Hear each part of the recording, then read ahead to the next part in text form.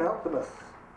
Kim has been involved with the Sons of the Union Veterans of the Civil War since 1999, working his way to state commander of the Wisconsin and Minnesota for 3 years. On the national level, he was on the National Committee of Military Affairs and is a member of the Sons of Veterans Reserve. He has been a member of the McAllister's Battery, a reenactment group, for about 18 years. Kim is a current state commander of the Military Order of the Loyal Legion of the United States.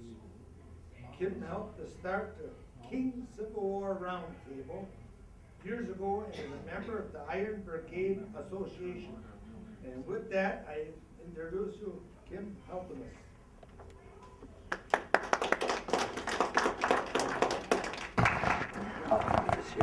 Yeah, sure. Thank you. Well, hi, it's good to be back in Manitowoc. I know quite a few of you, probably half of you are close to it. So it's good to be back here with you. I'm going to talk about the 21st Regiment. It's not a well-subject topic, but it's an area type of regiment that came out of the area, and there's very little written on the 21st. I've started a book on it. I'm about 80 pages into it, but my big thing is, some of you probably know, is I really collect a lot of photography, and I have about 240 photographs of members of the 21st. And also, some of you know that I've done a lot of graveyard work in Wisconsin, and out of that I am trying to identify where all these soldiers from the 21st are buried. And then the third thing is, I'm trying to get all the reunion booklets, and I'm trying to put all this together as a regimental history. So I don't know if I'll live long enough to do it, but I'm going to try to put it together. The 21st gathered in towns around central Wisconsin. They organized in Oshkosh at a camp located where Menominee Park is and where the old Mercy Hospital was. The Mercy Hospital right now is apartment buildings. On the corner, there's a little park there, and there's 4 cannon tubes on cradles in there, cement cradles, and it's to memorialize where the park was. The camp was later called Camp Bragg after Captain Edward Bragg and later Colonel Edward Bragg from the 6th Wisconsin. The boys from the 21st Regiment are the guys that named the camp. They mustered into service in September of 1862, and by October 8th they were in Kentucky. And their first battle was at Perryville. It's not a well-known battle in some respects. In other respects, people spend their whole life studying it. So it's the first battle for the regiment. And the bad part about that battle is the regiment, the infantry got in front of the artillery. And of course the artillery fell short and pretty much started to decimate the guys in the infantry, and so they had to retreat to get out from underneath the cannon fire. We look at this as Perryville, but the Confederates call it Chaplain Hills. They had very little training up until that point, and they had almost no weapon training whatsoever. And they weren't given rifles until they got into Cincinnati, Ohio, and most, if not all, had no familiarity with that weapon. So when they first got thrown into battle, it was a learning curve for them also. But they did hold their ground. That's the important thing. They ended up holding their ground. Their colonel, Benjamin Sweet, who was from Chilton, he ended up getting shot in the arm. Some people said he got shot in the back, but most references I found to him, he was shot in the arm. And there's some reference that he was even shot by his own men. Now, some of us have tried to get a hold of the Sweet family through the years, and they didn't want to talk about it at all. So we never really did find out the truth, and the family won't talk to any of us, so it's just the way it is.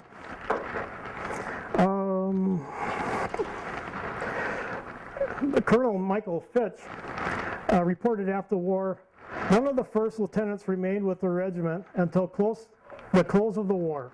Turner, Osterfeld, and Smith were wounded and discharged. Thus in time, two lieutenants,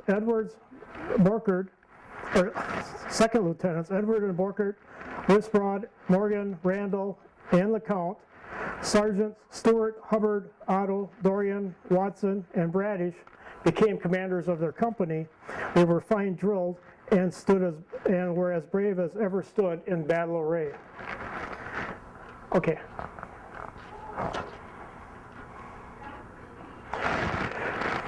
General Lovell Rousseau, he was a civilian officer, not a West Point officer. A lot of times the civilian officers weren't held up as high regard as what a West Point officer would have been. He was a division commander in the 1st Division of the 14th Army Corps. You'll notice that in further on you'll see acorns, and acorn was the symbol of the 14th Corps. He once held a pistol to the head of Private Ginty of Company G from Iola, Wisconsin. Rousseau had given orders. He was a Kentucky man, and he gave orders for the troops not to scavenge the country and raid it. And so when he came across Ginty was chewing on a piece of chicken. And Rousseau knew right away that it was an Army issue. And he withdrew his pistol and held it up to Ginty's head and told him, "Drop it or I will send you to hell." Well, Ginty thought about it for a second, but he ended up dropping the chicken.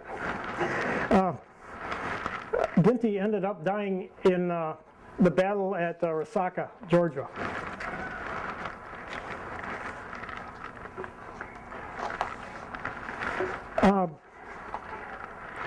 General Thomas gave Rousseau in the 21st high remarks in several instances, and Rousseau has discredited for lack of communication with his junior officers while in battle.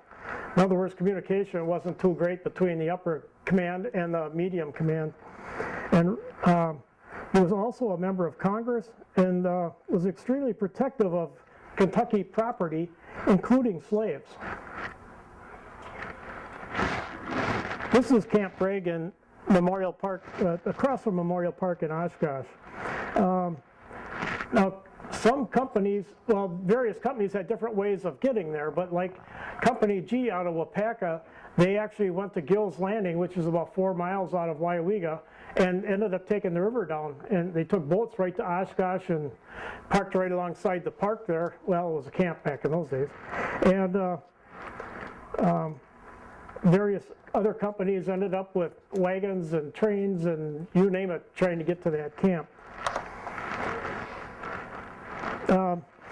I think one of the reasons why it was called Camp Bragg is Bragg did a lot of recruiting in the area very early in the war. And I know that he had came to Wapaka, and all he got was one kid who was a little bit not a full bag of marbles. And this kid enlisted, but he was the only one that he could get to enlist. But Bragg did a lot of recruiting in the area, and I think that was the exposure that people had to him, and they did think highly of him. A lot of times when you get into the muster rolls and enlistment papers, you'll see that people enlisted in Milwaukee out of the area. And a lot of times people ask me, well, he didn't live in Milwaukee, why would he have enlistment papers and list Milwaukee as his residence? And what happened is, if you liked a certain commander, a lot of times you would travel with 2 or 3 buddies and go down to where he was at the time. Wherever he was recruiting, you would go down to that place and sign up with him. And so a lot of recruiting was done in Milwaukee, being a bigger population, trying to draw more people into the service. And so they would make the trip and sign up there. Okay. This is General Thomas and his staff at Ringgold. This would have been right around the Chickamauga campaign. Major Frederick Schumacher. He was from Milwaukee, and he was killed in the very opening minutes of Perryville. I made contact with his family, and they were gracious enough to lend me this photograph. Again, you can see on the bottom there, he was a captain in the Company F of the 6th Wisconsin before he got into the 21st. And it's a shame that he got killed right away. He was the beginning of a good commander. This is kind of a well-known photograph also of the guys from the Appleton area in Company D. John Otto is in that photograph, and his descendants wrote a book about 6-7 years ago on the subject of Company D.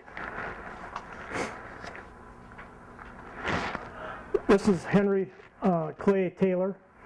He was a first lieutenant in Company A. He was from Fond du Lac. Now, one thing, I'm going to hit and miss on various people, so they're not going to be just an all of Manitowoc or Two Rivers or Sheboygan talk today. So just some of you won't have an interest in, but I'm just, the regiment was so big and came out of such a big area that it's hard to just exclude everybody but. He was taken a prisoner at Chickamauga. He wrote quite a few letters home, and those letters got published. And that's the other thing I've been doing, is collecting all these letters that were sent. Some are published. Some of the families have sent me their diaries, or copies of the diaries. I'm not gracious enough to own all the diaries. But a lot of times the families come forward and give me as much information on their ancestor as they can. He ended up dying on December 12, 1864.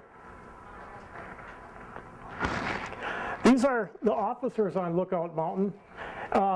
When they did they call it the Battle of the Clouds in 1864, the regiment was stationed on top of Lookout Mountain for the whole month of December of 1864. And after the battle, they were given new uniforms. So after they got new uniforms, of course, everybody went up to the top of the hill there and wanted their photographs taken. It wasn't any different with the officers as it was the enlisted men. They all, as soon as they got into new blues, they wanted their photograph taken. And it's hard to see, but the last guy standing on the right, kind of barrel-chested out, that's Frederick Parker from Manitowoc. And seated right here, that would be Van Valkenburg from Two Rivers. So there are a couple of people from the area in the photograph. Okay. Another photograph I got from one of the families. I grew up with this guy's great-great-granddaughter, and the family was gracious enough to let me have the photograph and a copy of his letters. And the town of Lynn is about 6 miles south of Wapaka. It's just a crossroads. But a lot of important people in the very early settlement of the area came out of that little burg. And you can see he was taken prisoner while using an ambulance wagon, and that was at Perryville. So that first battle they were in, as they were helping to clean up the mess and get attention to some of these wounded soldiers, that ambulance was taken, the guys in it were taken prisoner. He was exchanged fairly soon afterwards. And one thing that struck me a little odd in his letters, he talked about being in Camp Bragg, and the night before they left to go to Cincinnati, Ohio, on their way to Perryville, they had a dance. And of course they didn't have electricity, and so they hung lanterns up in the trees. And there'd be a light spot, a dark spot, a light spot, a dark spot, and they were dancing through this. And as they got done with the dance, they'd pick another girl and make another loop around. And when he got to the light, he discovered he was dancing with a black girl. And it's not that it was an unusual thing at the time, because there actually were a lot of black people in Oshkosh at that time period, but it just took him by so much surprise that when the dance was over, he just drifted back out into the dark. For him, it was a cultural shock. I guess he didn't have that exposure. Okay. Frederick Parker, you saw him in that other photograph. He was from Company D, from Manitowoc, and he started out as a second lieutenant in 1862. And he got promoted to acting adjutant in 1863, and then as a captain in 1864. And it was in November of 64. So you know that as people got wounded or killed ahead of him, they filled the ranks up, and people ended up moving up in rank to fill that. Okay. Again, another photograph of Borkert. And Borkert eventually was transferred to Company E.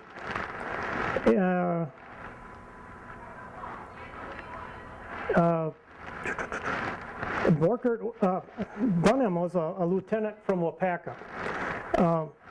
You know, it's strange, but when I went through Company K of the 21st that came out of this area, I was surprised by the number of Wapaka people that were injected into Company K. And I imagine they became friends. They served the whole war together, so they probably were friends at the end. Okay.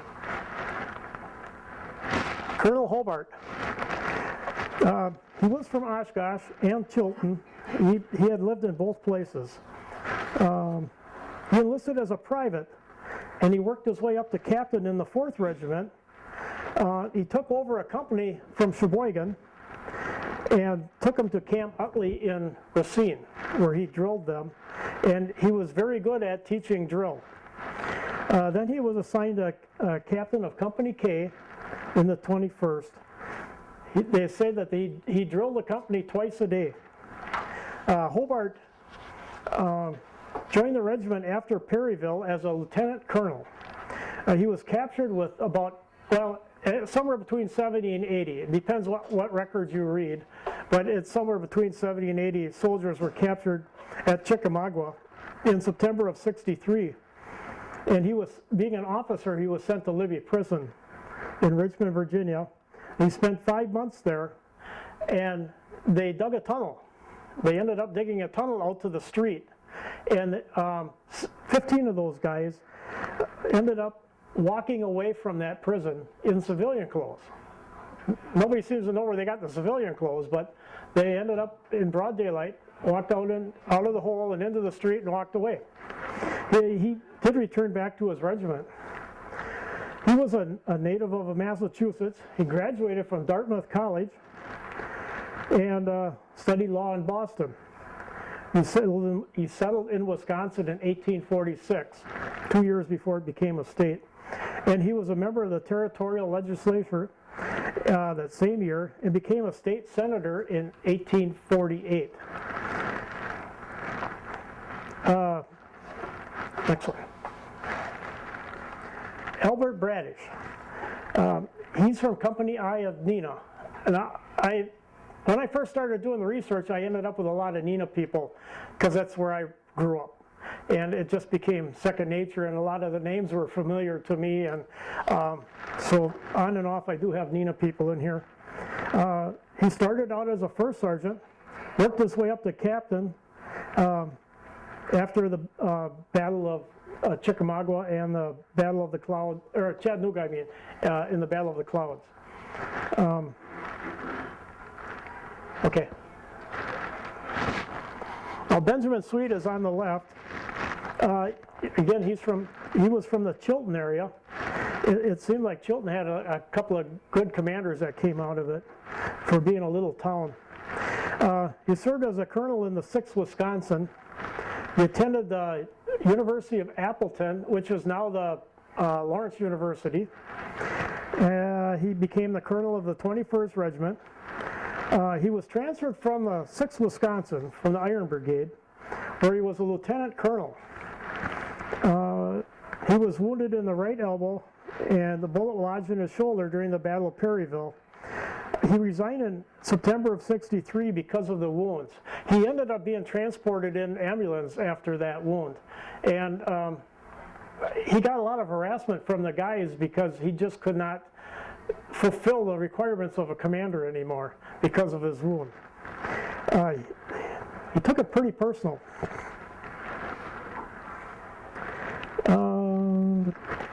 He ended up running Camp Douglas in Chicago. Now, you've probably seen about 5 years ago, there was a program on TV about Camp Douglas and Benjamin Sweet. And there's a lot of references of him running the camp as bad as what Andersonville was run. So he did take a lot of heat, and a lot of people died in that camp under very filthy conditions. So he ended up taking a lot of heat. In his defense, he wasn't given the money to run the camp, and they could basically care less how he ran it. So I think he did the best he could under the circumstances. It's just that it didn't work out well for a lot of people. Okay, Bartholomew Van Valkenburg, he was from Two Rivers, appointed Sergeant Major in September of '62, and he became the quartermaster of the unit in 1863.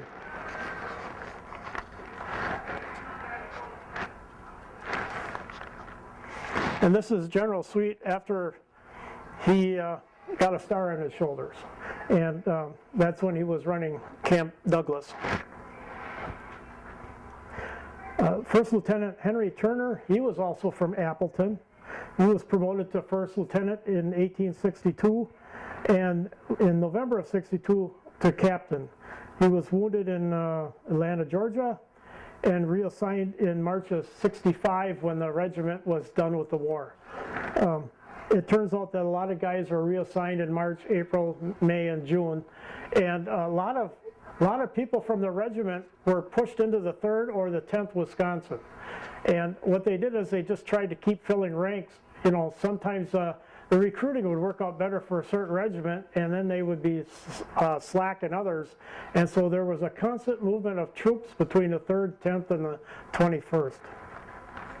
And go back up. Oh, you can't. The other guy there was Peter Dane. He was also from Appleton, which would be Company D, and he became a hospital steward. Now, a lot of times when you get into the muster rolls or you get into the records, and they'll list a guy as being a deserter. There's a lot of times these guys were sick or wounded, bad enough they needed hospital care or tendering, and yet they were good enough for some things they could work at. And so a lot of times these guys, if they weren't good enough to be on the front line but were bad enough to be off the line, they became hospital stewards. And the thing of it is, as a first sergeant did muster roll every day, after a week or 2 weeks and the guy didn't show up, they had no idea where he was, they write him up as a deserter. And I run into that all the time when I do graveyard work, when I'm trying to get a headstone for a guy that I know the troops didn't consider him a deserter because he was in the Grand Army of the Republic after the war, and all the other guys talked highly of him. I've got some guys that were photographed as Masons after the war. The Masons would take a traitor, they just wouldn't do it.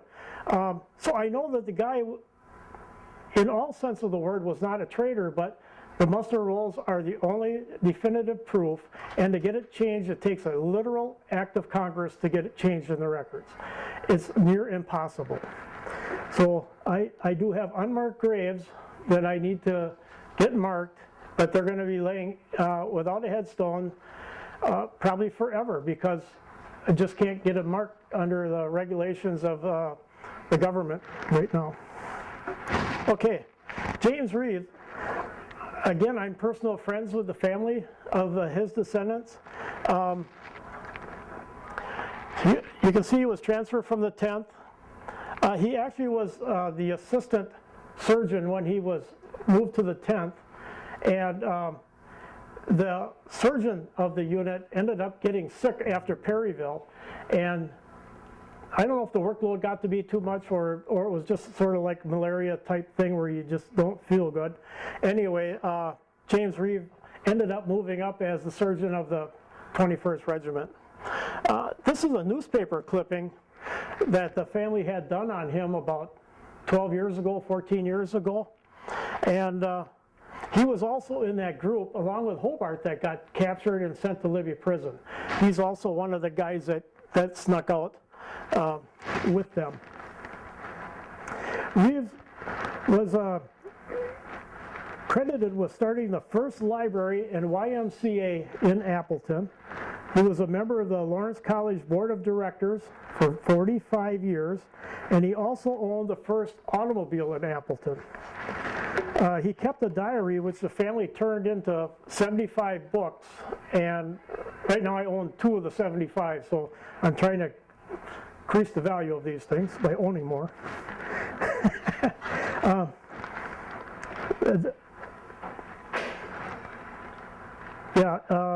He has photographs of him on Lookout Mountain, and I still remain close friends with the family. At some point they're going to try to dig up the rest of his photographs and let me get copies of it. That will be nice. Okay. This is one of the photographs that the family did give me. He was quite a guy. He was one of those guys, if you had any kind of problem, medical, homesick, whatever it was, he was there to help you. It's not like you think of an army surgeon or a doctor. This guy would spend all the time he needed to get you comfortable and in the right frame of mind again. And he bunked with other officers, and they always seemed to have a good time even in the worst of times. Okay. Samuel Fuller was the second assistant surgeon in the 21st. He got promoted to the first assistant, so he would have been assistant to Reeve. He's from Appleton. Okay, Lori's favorite topic. Moses Ladd.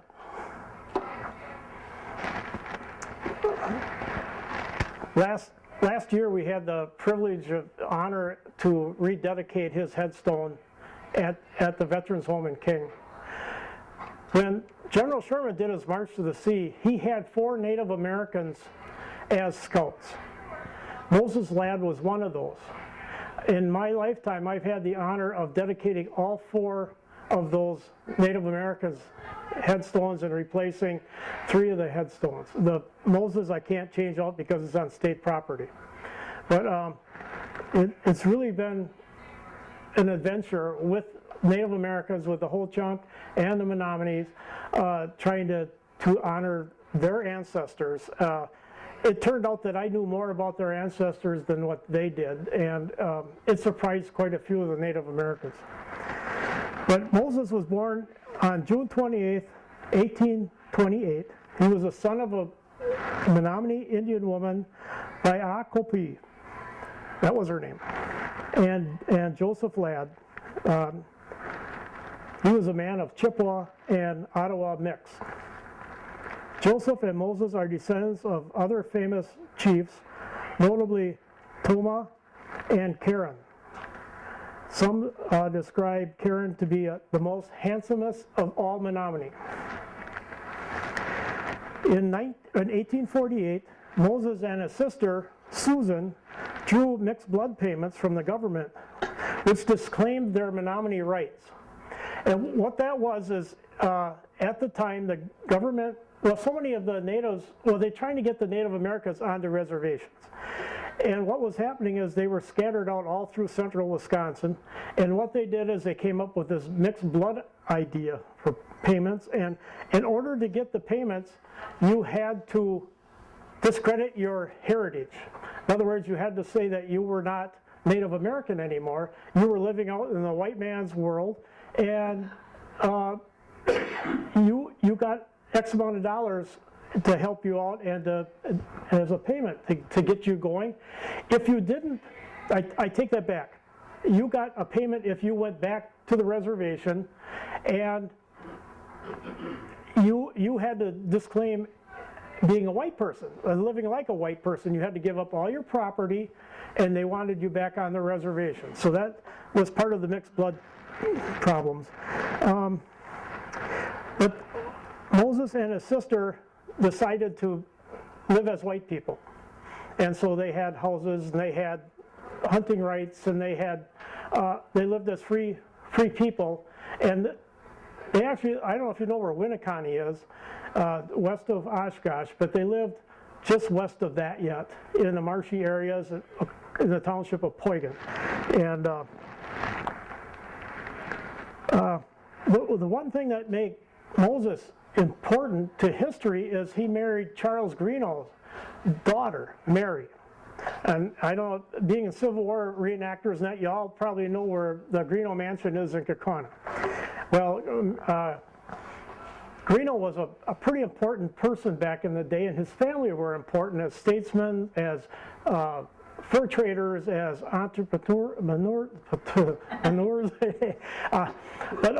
Yeah, they were business people. They liked politics, and they liked the progressive part of settling the area. They were really noted for being fur traders first, though. And in a way, I got to give those guys credit, because they're some of the first people that used the waterways to branch out into the wilderness. And that whole route between De Pere coming down to Oshkosh and west of Oshkosh, that's all in the same water route. And they travel that extensively for fur trading and their business. They set up hotels, they started little towns along the way. Anyway, the Greenoughs were pretty important people. Along with the Greenough family were cousins, in-laws, and other people like the Porliers, Langlade, and Burnett families. They were all important fur trade people too. They all expanded their families out. They knew the area very well. They settled a lot of the northeast Wisconsin with the help of the Hudson Bay Company, Fur Trade Company. In August of '62, Moses enlisted in the Company B of the 21st from Winneconne. A short time later, of course, they saw action at Perryville. Moses was wounded in the leg, but did not report the wound. He's credited with saving the life of Jeremiah Reardon, who was shot in the arm. Reardon lost his arm and returned to Manitowoc. Didn't he become sheriff, or is that right? Yes. You know what's sad about that?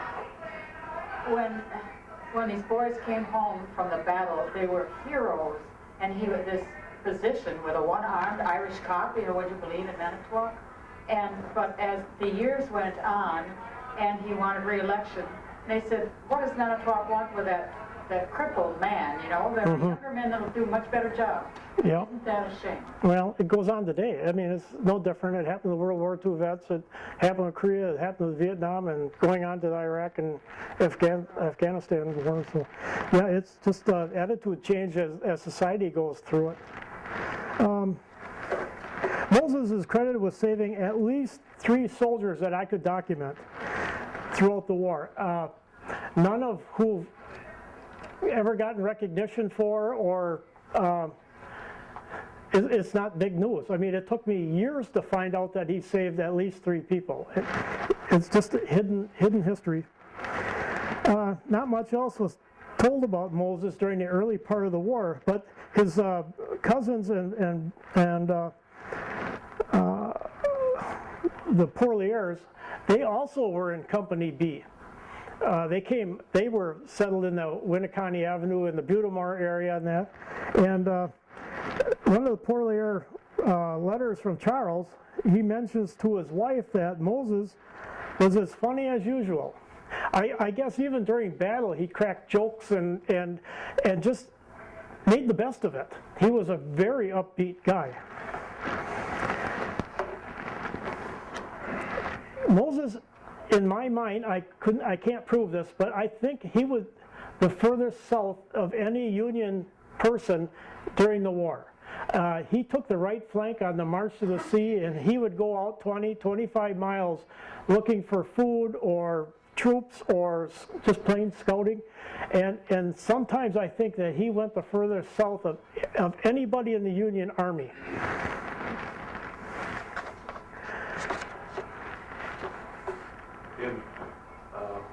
I don't remember exactly what year the Grand Opera House in Oshkosh was built, but shortly after it opened, Sherman came through Right. and saw a lad in the crowd. Yeah, I'm going to get to that. Yeah.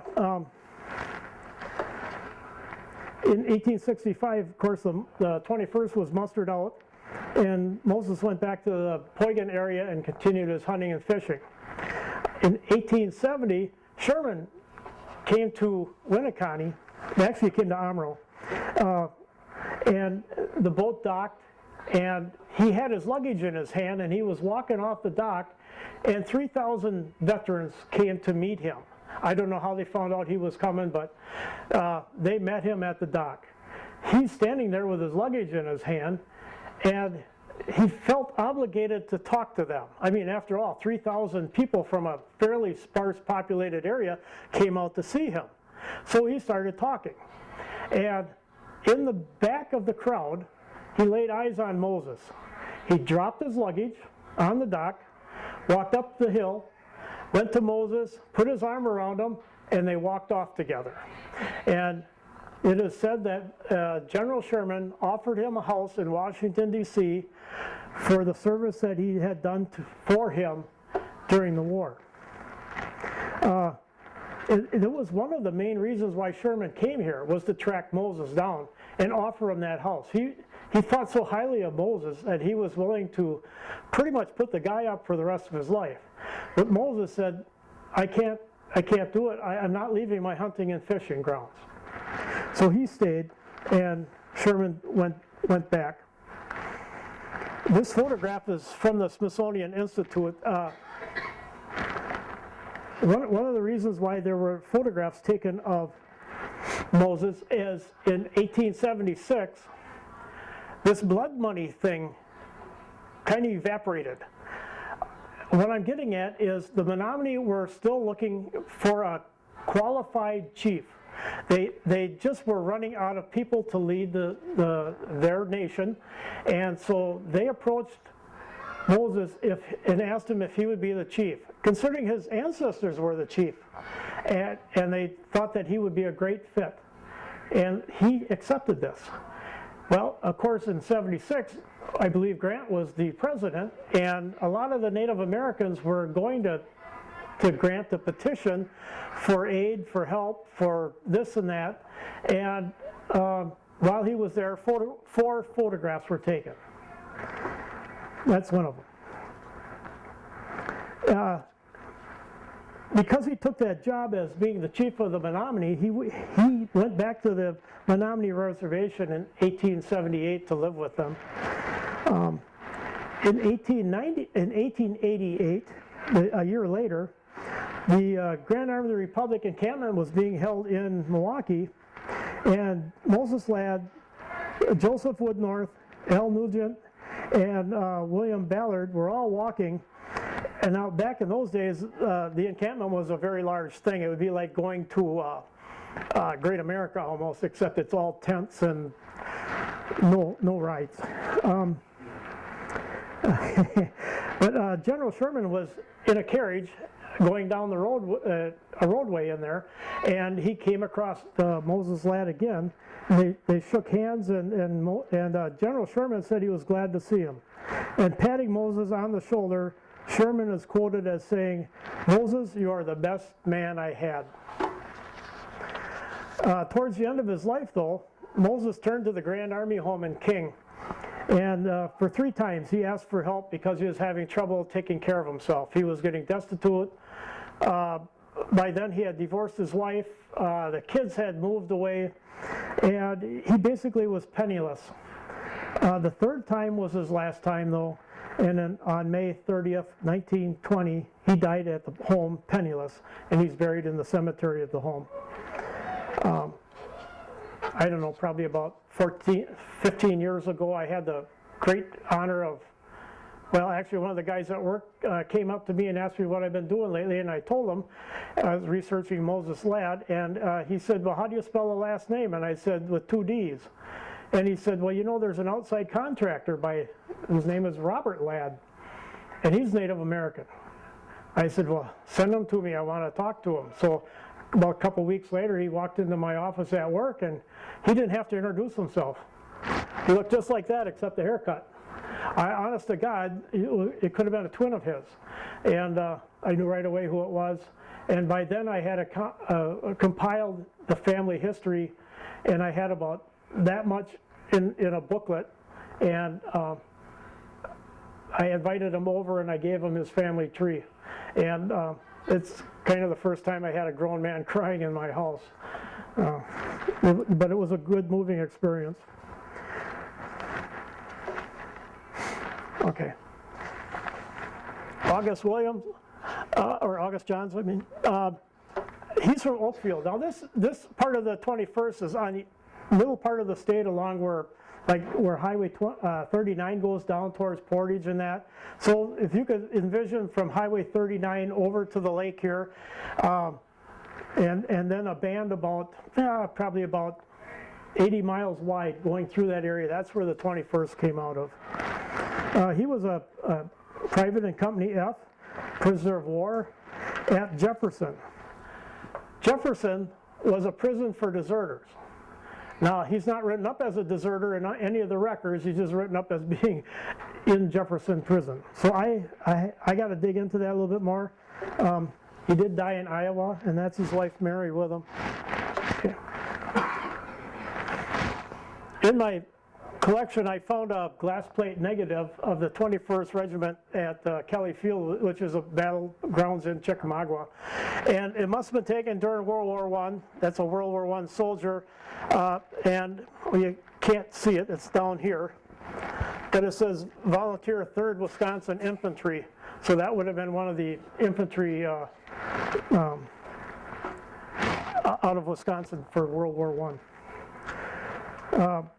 That monument signifies General Hobart being captured, along with, here it says 9 officers and 67 enlisted men.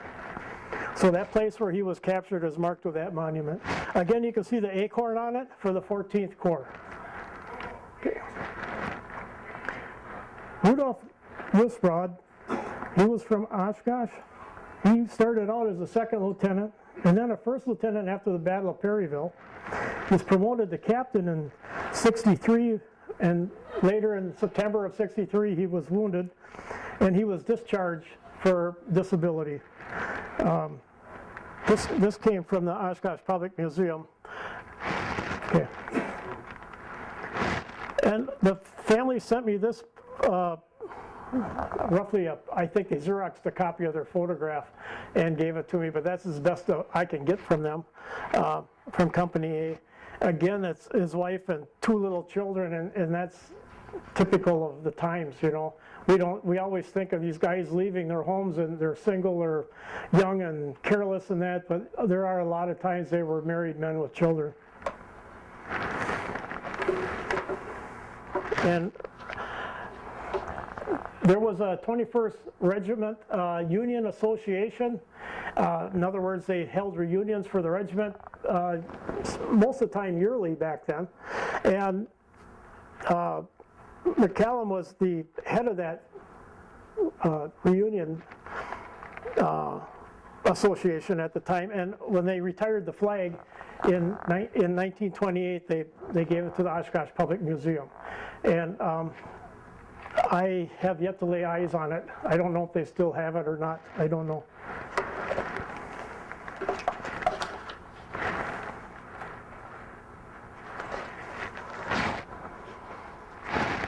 Okay, this is a reunion photograph taken at King.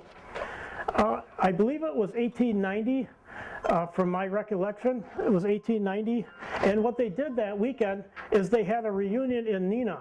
And then they transported all those guys on Sunday morning. They had the reunion on Friday evening and Saturday in Neenah, and then they transported all these guys up to King for the reunion. And course, you can see the place is just absolutely packed with people. But this building here that they're in is the 21st Regimental Building, and I'll get into that a little bit more. Yeah. Lance Hurtigan gave me this photograph. Al Nolan, most of you probably know who Al Nolan is, wrote the history of the Iron Brigade back in the early 60s, and everybody called him a liar until he said, look it up for yourself. Anyway, Al became a fairly notable person in the history of Civil War histories, and Al was at a rummage sale one day and he came across this photograph. He knew right away what it was, and he gave it to Lance, and then Lance forwarded it to me. But this is Company I on top of Lookout Mountain in December of '64. Again, they got brand new uniforms, and they were really willing to show it off. This is Abner Smith from Neenah. I forgot who that was, but I think that's Charles Clark. You ever heard of Kimberly Clark? That's the founder of Kimberly Clark. So pretty noted people. It took me about 3 weeks to restore that photograph, but I'm really glad I got it done. Barnard was a photographer with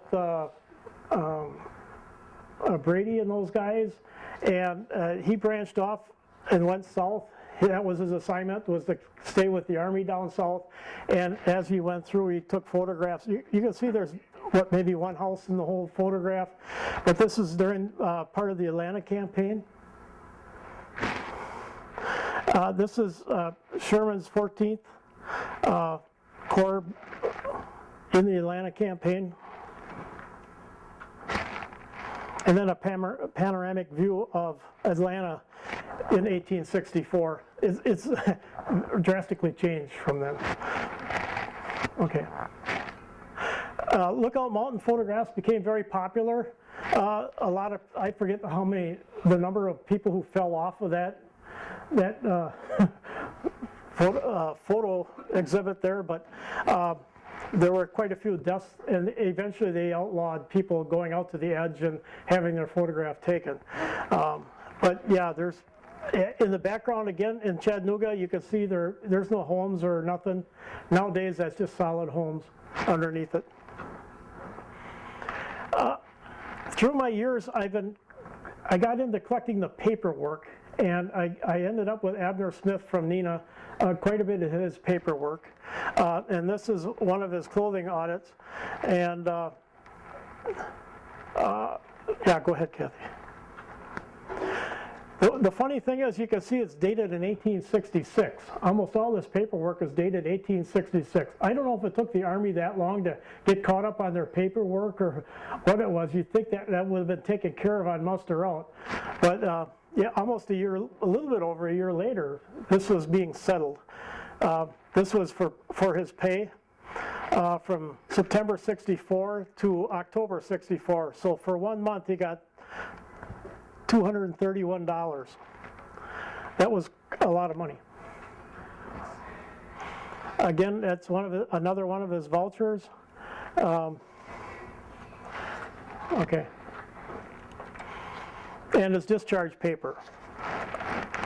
It's really hard to find a grouping like this. I don't know, even remember how I ended up with it. It was on eBay or what it was, but to get almost all of his paperwork at muster out and stuff it's hard to do nowadays. Okay. It lists a black servant, Cornelius Potter, and these guys, officers would get 2 to a tent, sometimes 4 to a tent, depending on the size of their tents, and then they hired servants. And being down south, there were a lot of black people who wanted to join the Army. They wanted to be part of it. And so they actually would have done it for free, but government regulations made them pay for it.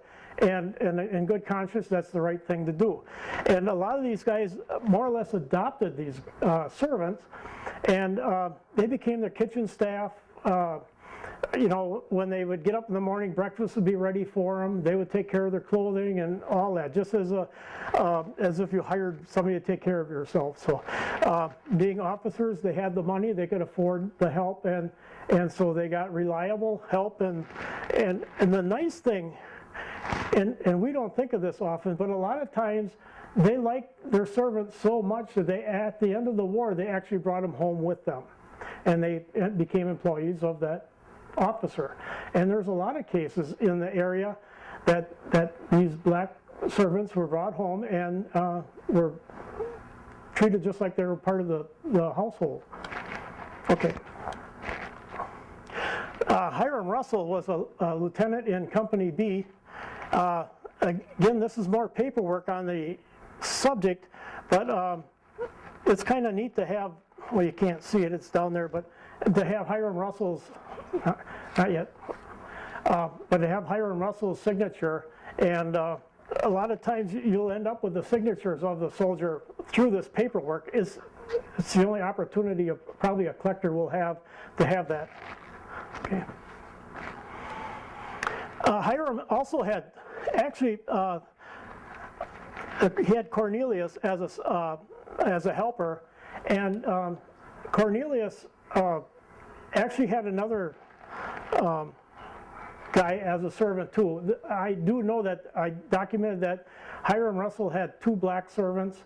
I'm not trying to harp on this subject. It's just to show you that these guys were entitled to get help, and they weren't going to take a soldier out of action in order to be their servants or be their housemaids or whatever, but they hired whatever they could for people, and they thought highly of these servants, even though they are servants, but they weren't slaves anymore, and they were thought of with high regard. And I know that at one time Hiram Russell got up for breakfast, and he thought that he was just going to get some old standard meal, and his servant said, well, no, we've got chicken and pork today. So somebody in the regiment had killed a hog and some chickens, and that's what they had for breakfast, and he was really surprised that that meal was waiting for him. Okay. Christian Weinman was from Neenah. This is the only photograph of him in uniform. He was killed right away in the very opening moments of Perryville. Take a look at the backdrop on the photograph. Okay. This is Myron Boughton from Wapaka. He had his photograph taken with that same backdrop. And he also was killed at Perryville in the opening moments. I take that back. Weinman was shot but died a month later. But Myron Boughton ended up getting killed outright right away. He's buried in Lakeside Cemetery in Wapaka, and we had the pleasure of doing a new headstone for him in 2005. I guess the big thing is the backdrop, and it's kind of easy to identify some guys from the regiment because of the backdrops in the photographs. You narrow it down quite a bit if you start looking at that stuff. Okay. Davies, he lived in Wapaka after the war, but he was from a little town called Springwater, which is about 8 miles from where I live. And he started out serving in Company D, which was the Appleton group, and as a sergeant major in August of '63, and then he got transferred to Company K, which is the Manitowoc people, in November of 1864. At that time, he was promoted to first lieutenant. Of course, the photograph was taken when he was, that's a corporal. Okay. This is him again in a gray uniform. So a lot of times people will say, well, yeah, they didn't have gray uniforms, only the South did. But yeah, in the very early parts of the war, the militias and the units were in gray uniforms. That was state issue at the time. And this is kind of a rare photograph documenting that. Okay. Noble is from Manitowoc also, from Company K. He ended up in the Veterans Reserve Corps. In other words, he had been wounded or sick, and again, he was too good to send home and not good enough to be on the front line, and so he ended up in the Veterans Reserve Corps. And at the time of Lincoln's death, they picked out 12 guys out of the Veterans Reserve Corps to be honor guards for the casket of Abraham Lincoln, and Noble was asked to be one of those guys. In return, they ended up getting the Medal of Honor for what they did for doing that job of escorting. And if you ever get up to Stevens Point, go to the courthouse. Go ahead, Kathy. And there's his uniform and display in there, including the Medal of Honor, Union badges, and his sash, various photographs, of course his sword, and there's a little bit of memorabilia from the funeral itself in there, but it's a great display. I hope it's still up, but it's something that everybody should look at. Joseph Woodnorth, he ended up being the commandant of the Veterans Home at King from 1903 to 1910, and being a member of the 21st Regiment, they took the 21st Regimental Building and renamed it the Joseph Woodnorth Building. Go ahead, Kathy. And that previous photograph, he's shown with his GER badge. And the guys in the 21st thought so highly of Woodnorth that they changed their regimental building to his name. And that name stayed on that building all those 8 years. So they stuck with him all the way through it. Of course, this is the 21st Regimental Building, but only guys from the 21st stayed there. I have not identified these 6 guys in front of it yet. I don't know who they are. Does it exist now? No, it's gone. They actually, I'll get into that in a little bit, but he served in Company G from Wapaka, but then was later, at the end of the war, like some other people, he was transferred into the 3rd Wisconsin. He was a charter member of the Grand Army Post in Wapaka, and Kathy and I had the honor of, last year, we donated the charter and the post flag to the Wisconsin Veterans Home. Okay.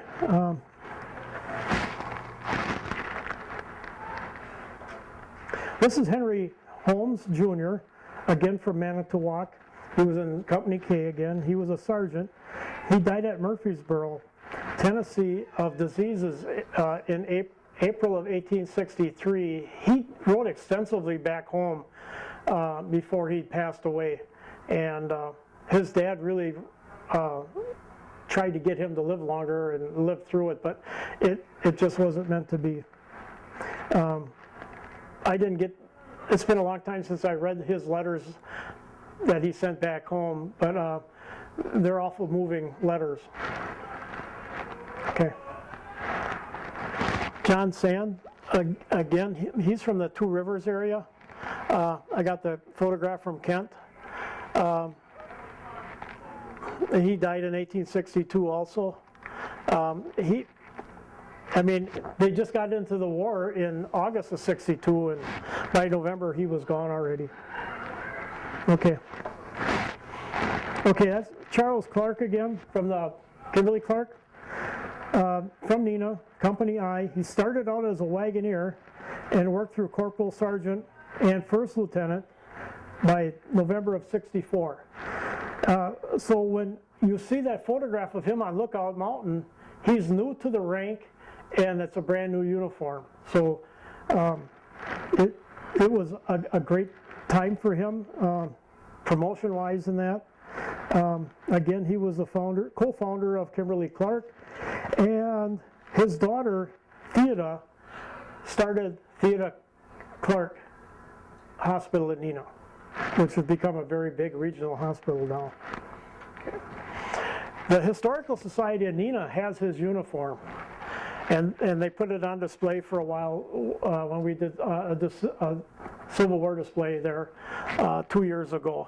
And I'm not kidding you, his waist isn't that big around.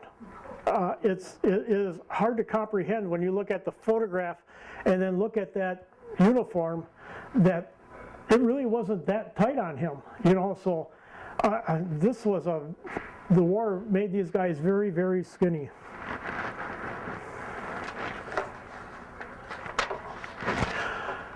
Okay, William Dean from Oshkosh, Company C. The one thing with Neenah Historical Society is they've come into quite a few photographs, and they've got like, well, probably 60 or 70 guys on a board. It's a very large board, and I'm finding that there's guys from all over the state on that maybe came back to Neenah to work because of the flower industry and the paper industry taking off. I'm not sure, but I would assume that. And so from the whole area, it just seemed like a lot of people went back to Neenah to work. And so I think that's how they got this photograph. He ended up being the postmaster of the regiment, and somewhere I found a passage that he never picked up a weapon to fight in the battles. He was so busy with the postmaster work that he just didn't have time for the rest of it. Okay. This is a reunion photograph that I picked up. I'm not sure about the date. I don't even know where, I mean, I got the date, but I don't know where it was. It looks like it's on the outside of a church someplace, but I need to do more research on that. Reunion photographs of the 21st or any items of the 21st are extremely hard to come across. Another reunion photograph. The guy in the middle here with the drum, that is Charles Clark. And of course, this is the 3rd and the 21st together, because some of the guys from the 21st at the end of the war ended up in the 3rd. So technically it's a 3rd and 21st Regiment photograph. I believe this guy right here, I do have the list of names of everybody, and I believe he's from Manitowoc. His name was Albert Wright. Okay. Alvin Dewey, again, another photograph I got from the family, wounded at Resaca. He had a brother, Myron, in the same company, and about 8 years ago I put a new headstone on Dewey's grave. Okay. Randall, again, Company G out of Wapaka. He was originally from Waiwega, and he was in the 14th Wisconsin before the 21st was enlisted. He wrote an extensive diary. It just came up on eBay about a month ago for $1,700. So if anybody has some loose change. And at the time when I first started doing the research, I got this photograph off the roster, which is, it's something, well actually it's off of one of these. It's a company roster, and back in those days they published a photograph of it. So the rosters aren't all that rare. It's just a matter of being able to find them.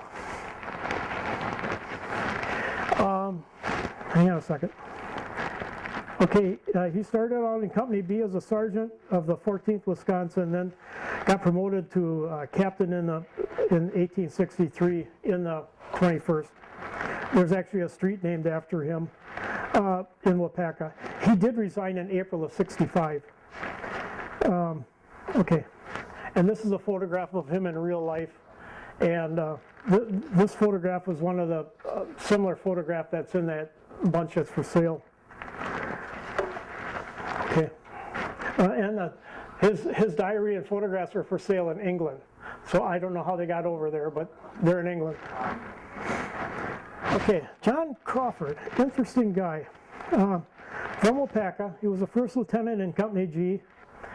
And they went through the Battle of Perryville. It's all over with. The Confederates split, the Union is pulling back.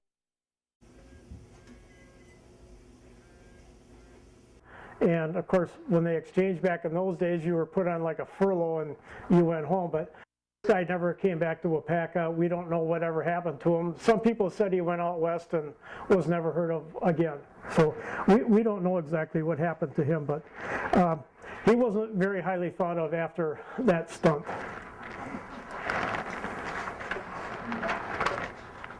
Okay. Mylon Sessions, he's also on that roster. That's a photograph off of that. He was a lawyer from Wapaka, and of course he had the bug, so he, at the age of 55, he enlisted, and he went through the Battle of Perryville, but he became very sick afterwards. I don't know if it was the stress, the Army life, what it could have been, but he had a hard time, and he eventually resigned.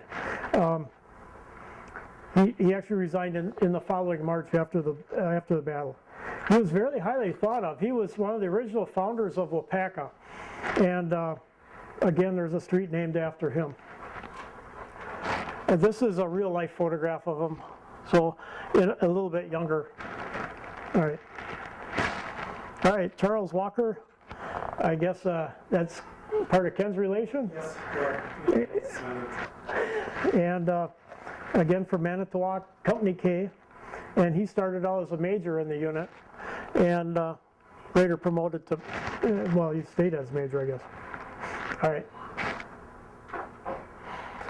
Reunion badges and items are, again for the 21st, are very difficult to find. When they come up for sale, there's such an interest in it that some of these badges will go for $200 and $300, whereas they normally would sell for about $65 on the open market otherwise. It's just that they are so very limited as to how many were issued and the availability that it gets into bidding wars. I paid up to $300 for some of the reunion badges and stuff. It's just crazy out there.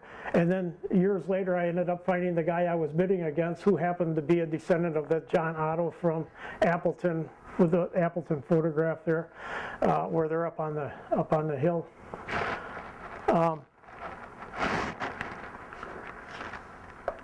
The one on the left is a 1900 Appleton. The one in the middle is from 1899 Green Bay reunion. And then the 24th reunion in 1911 on the right in Chilton. And then the left one there is from 1909. Oh, the middle one's from 1909 at Omro. The first one was just a pilgrimage badge, so it must have been a reunion, but it's not dated at all. I'm not sure what or the purpose for that badge. The one on the right is a duplicate from the slide before. And then one day on eBay I find this, and here it's a 1887 reunion ribbon sewn into a quilt. So kind of dates the quilt, but it also ruined the ribbon. Okay. Weren't in it for the slavery issue. In fact, I think you have to say that most guys in the beginning of the war were not in it for the slavery issue. They were in it for the Constitution and the Union. Now it's very hard for historians to change the liberal mindset after the indoctrination of so many years, but this illustrates that, in their own words, how they thought. You know, so like I say, don't take it out of context, and please don't use it against me. But this is an example of how some of those people thought. And to tell you the truth, when I first read it, for me it was kind of culture shock. I mean, I guess I'm indoctrinated to a certain point, you know, of political correctness. And so when I read it, it made an impact on me. But the more I thought about it, if they did really think that way, then maybe we need to readdress some of this, you know, because as historians, we need to tell the truth, regardless of where it lands. Okay, Russell was part of the Masonic Lodge in Waiwega, number 82, and he was very outspoken about his thoughts, as you can see. All right. C.B. Clark again. I hate to pound on this guy, but he was a very active guy after the war. He became a congressman. He's the guy that, as a congressman, he got the 21st Regimental building put up and got the state to move on the 21st Regimental building.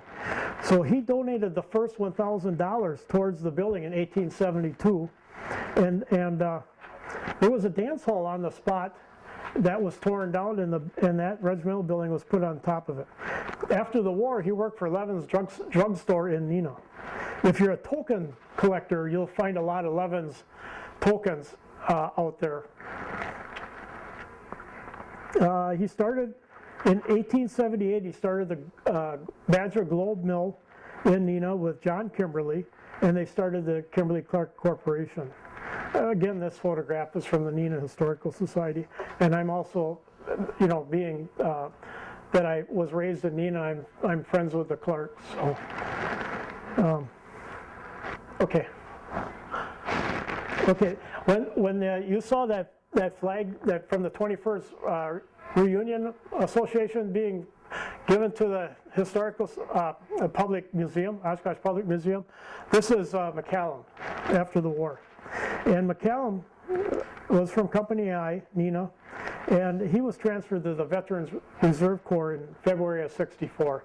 Again, not good enough to be on the front line, but not bad enough to be sent home. Okay. This is a recently acquired photograph from the family.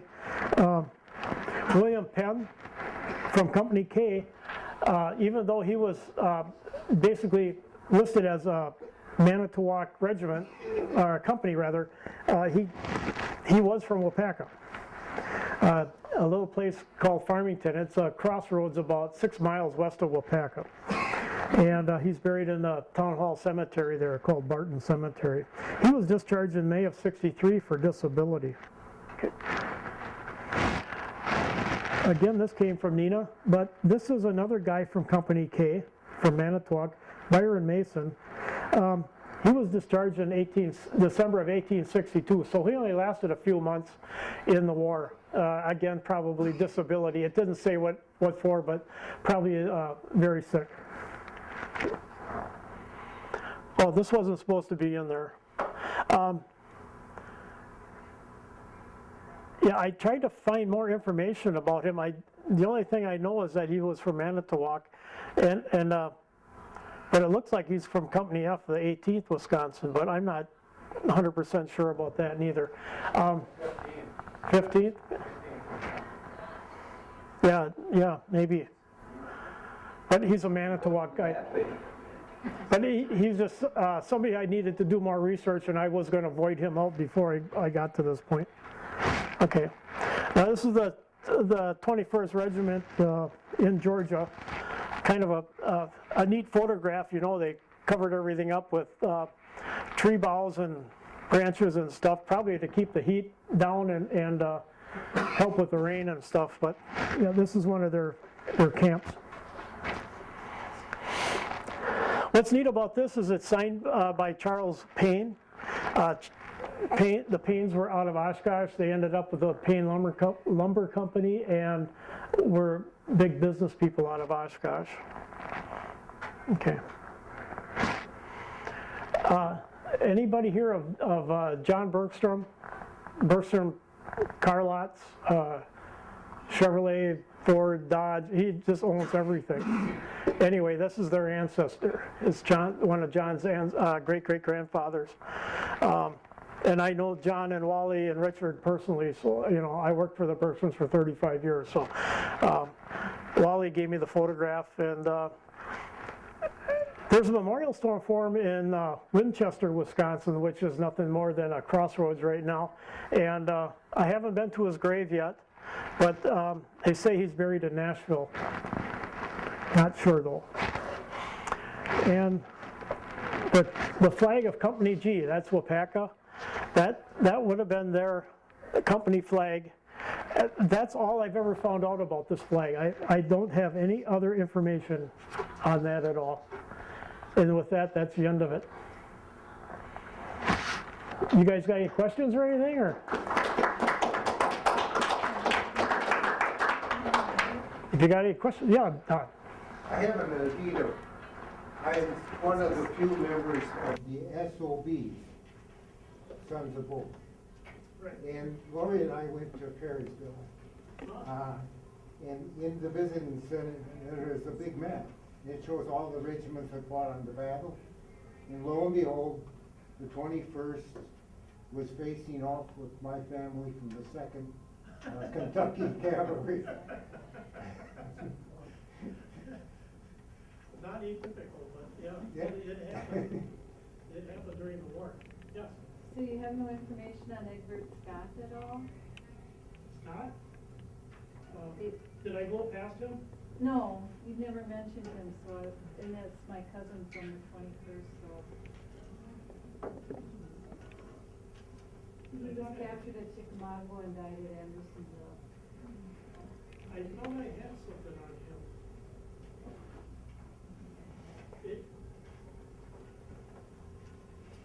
I'll have to look at that. Do you have a photograph of him? No. Oh, why not? Anybody else? Yes, There was it Noble? yeah, Said he was from Manitowoc? yeah, William Noble.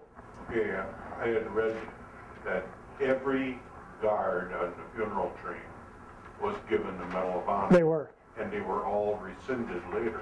Was this also That was, the War Department came out with that many years afterwards. And there's I don't remember her name anymore, it's a Dr. Mary something, Walker, yeah. She refused to give it up. And she kept it on her purse until the day she died. She wouldn't even put it down to wash up or anything. She kept that Medal of Honor on her at all times. She absolutely refused. And they couldn't get it off of her. So yeah, a lot of them were rescinded later. I mean, I guess at the time the War Department started going through protocol instead of, they rated your bravery, I guess, in other words. But that's just the easy way of saying it, I guess. Well, But you're very true. They did rescind them. and Congress had a lot to do with it too, because, hey, that's one less monthly payment. Exactly. Yep. And you have to remember, like in 1883 and 1884, the country was going through a recession, and where they tried to cut corners wherever they could at the time. It's no different than today, except we think more of our veterans today. Yes, Dennis. James and his brother were both in the... Right, Company K. In that display that you showed a picture of that, they brought back a piece of the rope that was used to hang the conspirators. Right. It's on display there too. Yeah. It's a great display. I mean, it's hard to believe in a way when you walk in that that's sitting in the hallway. I mean, it belongs in a museum. It belongs under proper lighting and care and all that. Eventually that uniform is going to disintegrate.